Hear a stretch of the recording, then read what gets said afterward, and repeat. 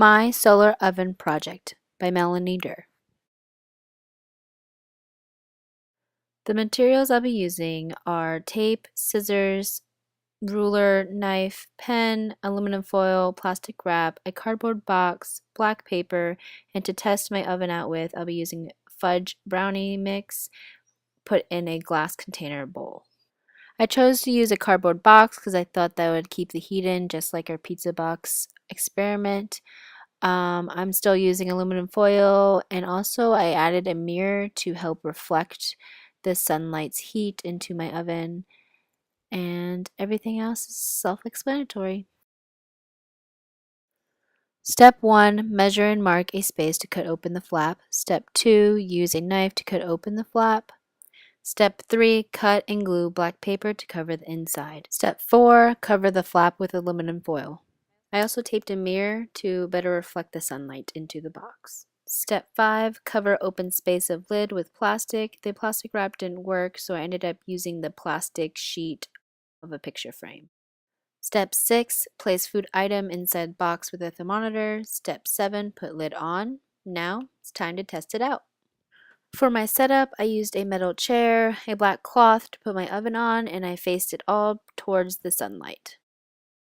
Here is a time lapse of my solar oven. Unfortunately, during the first 30 minutes, the flap of my oven fell down, so my brownie was not receiving any thermal energy from the sun during that time. The highest temperature my solar oven got up to was about 150 degrees Fahrenheit. You can start noticing that heat is being trapped into my oven by seeing the steam inside the plastic. However, I did have trouble keeping all of the heat inside, so I decided to seal the cracks with tape. It helped a little bit, but my highest temperature still was only above 150 degrees.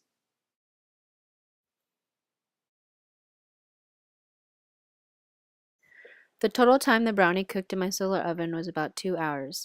I checked my solar oven every 30 minutes, and in each check-in, I made sure to try to readjust my oven so that the sunlight could reflect its heat into my oven.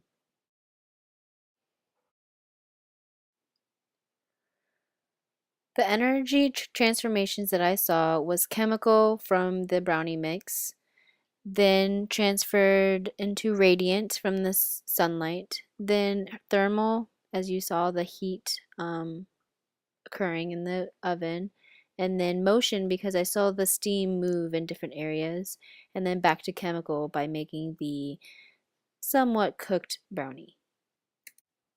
So as I said before, here are the results. The brownie cooked on the top slightly, but as I dipped the toothpick into the center, it was still gooey, so it wasn't fully cooked. In conclusion, my brownie showed signs that it cooked, however, the gooey center concludes that it did not fully cook.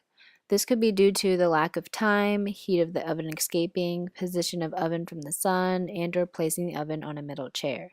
Therefore, to better improve my solar oven project, I will seal cracks of my oven, choose a different food to cook, and place my oven on the ground and readjust positions more accurately. Thank you for watching. Suggestions are welcome.